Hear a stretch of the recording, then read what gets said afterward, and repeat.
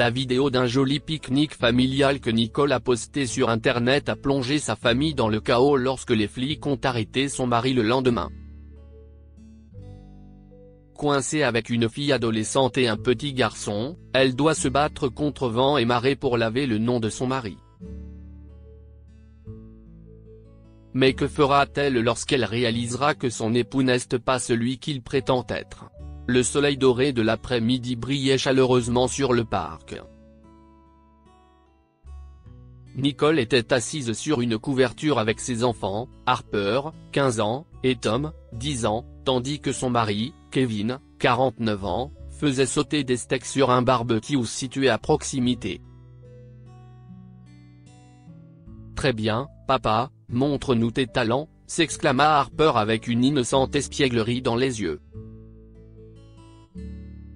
Alors qu'elle capturait le moment sur son téléphone, Nicole s'est esclaffée devant les paroles de sa fille.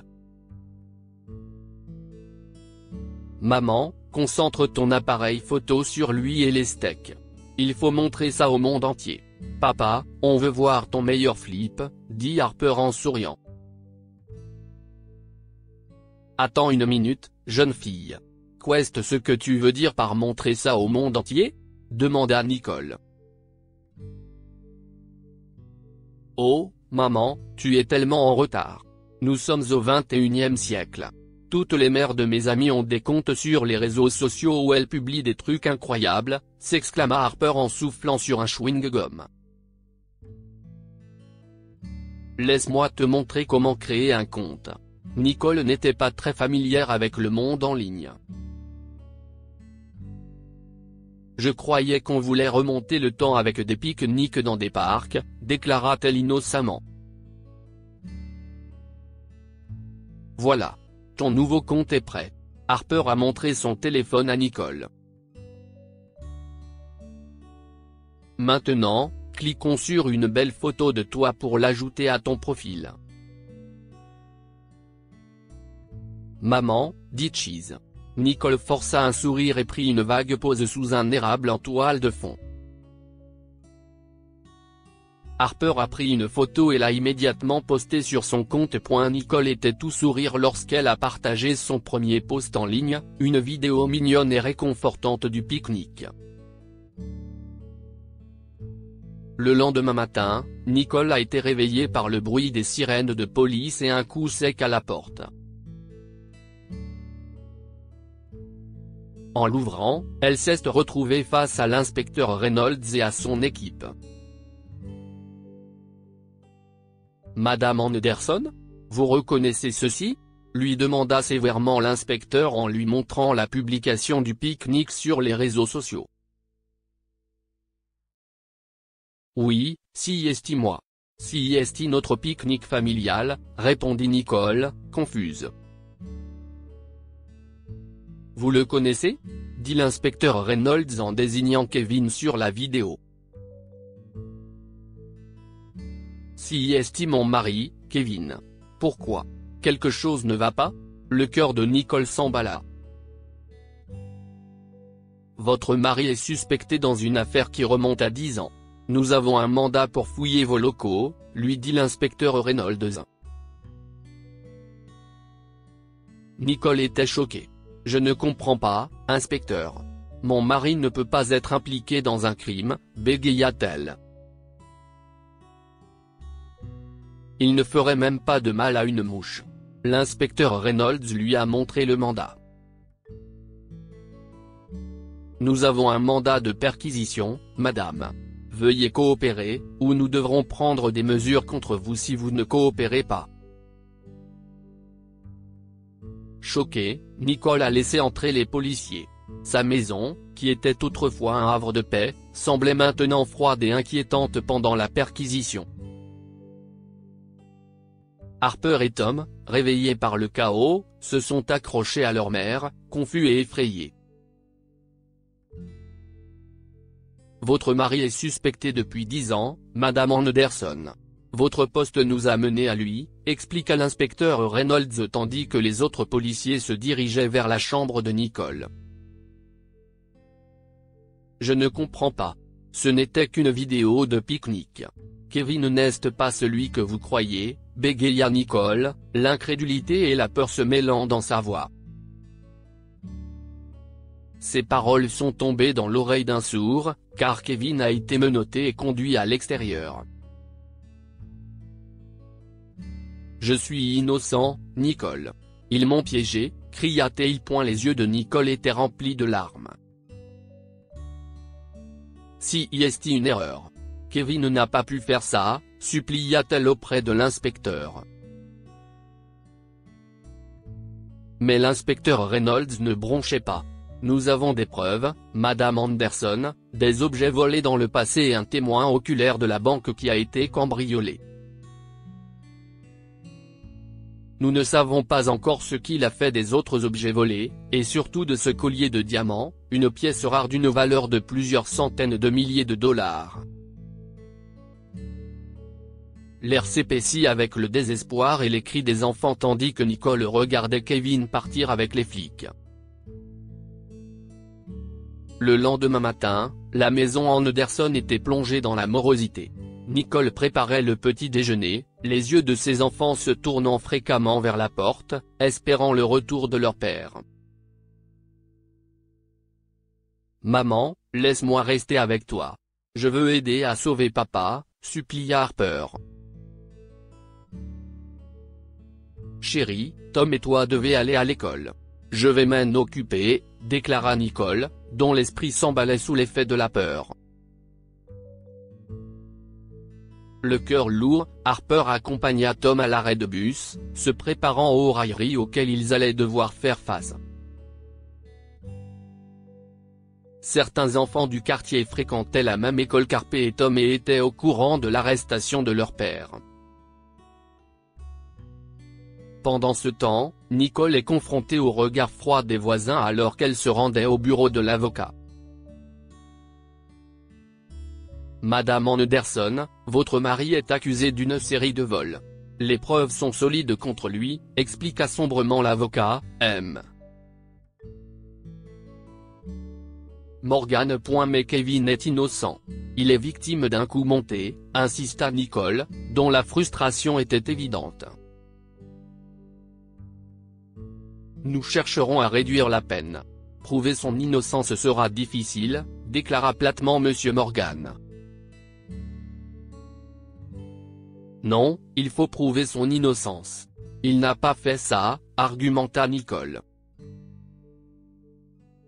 Si est une bataille difficile, Madame Anderson. Réduire la peine est notre meilleure chance, affirma M. Morgan sans embâge, en montrant le dossier contenant des preuves à charge contre Kevin. Il est bel et bien coupable. Si est un coup monté, déclara Nicole avec fermeté. Tout va bien dans nos vies depuis 17 ans, et soudain, ils prétendent que Kevin est un voleur vieux de 10 ans sur la base d'un post sur les réseaux sociaux. Faites avouer votre mari, si est dans son intérêt, conseilla l'avocat. La colère de Nicole monta d'un cran. Vous vous rangez du côté de la police, M. Morgan, n'est-ce pas? Le tribunal vous a désigné gratuitement. Alors, évidemment, votre manque d'intérêt pour cette affaire ne me surprend pas. Vous battriez-vous davantage si je pouvais vous faire un chèque à 5 chiffres? Fulmina-t-elle. Un silence de mort s'installa pendant que Nicole prenait son sac et sortait en trombe du bureau de l'avocat. Les comptes de Kevin et d'elle ont été gelés en raison des soupçons qui pèsent sur eux, et Nicole n'a d'autre choix que d'accepter l'assistance juridique gratuite pour obtenir la libération de Kevin. À la maison, l'atmosphère était sombre. Nicole était déchirée, sa foi en Kevin était ébranlée. « Maman, qu'est-ce ce que l'avocat a dit? Papa est innocent, n'est-ce pas ?» demanda Harper, les yeux remplis d'espoir et d'inquiétude. Nicole n'arrivait pas à prononcer un mot. Elle regardait par la fenêtre, incapable de partager la triste réalité du conseil de l'avocat. Lors du procès, alors que M. Morgan tentait de réduire la peine de Kevin, Nicole n'a pas pu rester silencieuse. « Votre honneur !» cria-t-elle en se levant. « J'ai besoin de parler. » La salle d'audience s'est tue lorsque le juge lui a donné la parole. « Je ne peux pas confier l'avenir de mon mari à un avocat dont le seul objectif est de réduire sa peine, déclara Nicole. Si est-il moi qui représenterai mon mari à partir de maintenant. Interloqué, M. Morgan a essayé d'intervenir, mais Nicole lui a coupé la parole. Kevin est innocent et je ne le laisserai pas passer pour un criminel. Face au tribunal, elle a déclaré, « Mon mari est innocent. Si est un père et un mari dévoué, pas un voleur. » Madame Anderson, pouvez-vous être plus précise ? demanda le juge. Nicole regarda le jury dans les yeux. La police veut vous faire croire que Kevin est un criminel, mais je le connais mieux que quiconque. Ces preuves sont fabriquées, orchestrées pour déchirer notre famille. Votre honneur, pouvons-nous vraiment faire confiance à ce prétendu témoin oculaire d'il y a 10 ans ? Les souvenirs s'estompent, les détails s'estompent, a-t-elle argumenté, sa voix résonnant avec conviction. Nicole s'est battue vaillamment pour prouver l'innocence de son mari tout au long du procès, qui a duré des semaines. Mais malgré son plaidoyer passionné, Nicole n'a pas pu sauver Kevin. Nicole se demandait comment elle allait annoncer à Harper et Tom que leur père allait aller en prison. Avant de rentrer chez elle, elle a hélé un taxi et est arrivée à la prison pour rencontrer Kevin. Leurs retrouvailles en larmes derrière les barreaux froids sont déchirantes. « Je me suis battue, Kevin. Mais le système n'a pas écouté, » murmura-t-elle, impuissante. « Tu as fait de ton mieux, Nicole. Mais parfois, le système est impitoyable, » répondit Kevin, ses yeux reflétant la douleur de leur vie brisée. « Nous devons nous défendre, » déclara Nicole. « Il doit y avoir un moyen. Quelqu'un qui peut nous aider. » Le visage de Kevin s'illumina d'une lueur d'espoir. « Nicole, écoute. Jet, mon vieil ami, connaît le système judiciaire et a des relations. Il est notre dernière chance. Contacte-le. » L'esprit de Nicole se réveilla à l'évocation de Jet. « Je vais contacter Jet. Où puis-je le trouver ?» demanda-t-elle, la détermination dans les yeux. Nicole fonça dans la nuit vers le cottage de Jet, déterminée à aider son mari. Arrivée sur place, elle frappa à la porte, le cœur battant la chamade. « Je suis Nicole, la femme de Kevin, » dit-elle à Jet lorsqu'il apparaît dans l'embrasure de la porte. « Il est en prison pour quelque chose qu'il n'a pas fait. Il a dit que vous pouviez l'aider. » Motivé par sa vieille amitié avec Kevin, Jet la fit entrer. « Je vais t'aider, mais si est risqué, » prévint-il. Nicole a acquiescé. « Je ferai n'importe quoi pour Kevin. Quel est le plan ?» Jet proposa une évasion audacieuse. Nicole a hésité mais a finalement accepté, voulant à tout prix sauver Kevin. Une semaine plus tard, après avoir assuré à Harper et Tom qu'elle reviendrait avec une surprise, Nicole a rendu visite à Kevin en prison. Assise en face de lui dans la salle de visite, elle lui a tendu une épingle à cheveux. Jet a dit que ça marcherait. « Libère tes mains. Nous devons attendre le bon moment, » murmura-t-elle. Le temps s'écoula, chaque seconde paraissant une éternité, jusqu'à ce qu'une légère alarme incendie retentisse dans la prison. Elle avait été orchestrée par Jet, qui s'était faufilé dans les locaux et avait mis le feu à l'entrepôt vide où étaient stockés de vieux objets. Au milieu du chaos, un officier s'approcha de Nicole et de Kevin par la porte automatique. « Madame, suivez la foule vers la sortie, et vous? Suivez-moi » lança-t-il. Kevin et Nicole échangèrent un regard. Avant qu'elle ne puisse penser à ce qui allait se passer, Kevin a assommé l'officier. Il le traîna dans un couloir mal éclairé et changea rapidement de vêtements pour dissimuler son identité. Jet a dit qu'il nous attendrait à l'entrée, déclara Nicole. Nous ne pouvons pas prendre l'entrée. Les gardes et les flics seraient là. Je connais un autre chemin. Viens avec moi, dit Kevin en entraînant Nicole dans le couloir désert. Ils s'enfuirent par un passage secret, échappant de justesse à une barricade de fils barbelés. À l'extérieur, Jet les a retrouvés. « Montez, vite », leur dit-il en ouvrant la portière de sa voiture. Nicole et Kevin sont partis avec Jet, le cœur battant à la fois de joie et de crainte. Après le retour surprise de Kevin, il invite sa famille à faire ses valises. « Nous quittons la ville ce soir », dit-il à ses enfants. Nicole était un peu choquée. « Kevin, je pensais que nous allions rester à la ferme de Jet et prouver ton innocence. Pourquoi quittons-nous la ville ?» demanda-t-elle. « Nous n'avons pas le temps, Nicole. On n'est pas en sécurité ici », répondit Kevin, visiblement stressé. Il se précipita dans le grenier et Nicole le suivit, mais elle sursauta d'horreur en voyant son mari retirer un collier de diamants d'un endroit caché dans le grenier. « Tu l'as volé ?»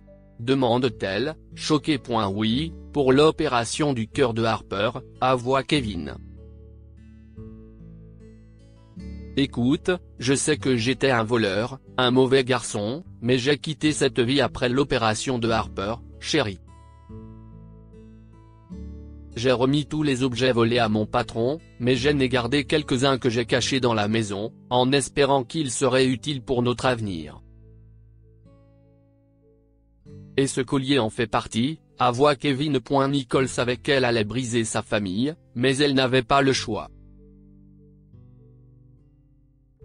Selon le plan de Kevin, il devait rencontrer Jet dans un endroit isolé pour obtenir de faux documents, après quoi il fuirait la ville. J'espère que tu as éteint tous tes téléphones portables pour éviter d'être pisté, déclara Jet. Les yeux de Kevin se posèrent sur le téléphone de Nicole. « Ne t'inquiète pas, j'ai jeté la carte SIM. Mon téléphone est éteint, déclara-t-elle. Mais elle avait menti. Soudain, des voitures de police sont apparues. L'inspecteur Reynolds et son équipe en sont sortis et les ont encerclés, armes au poing. « Tiens, regardez qui a décidé de se montrer », déclara l'inspecteur Reynolds.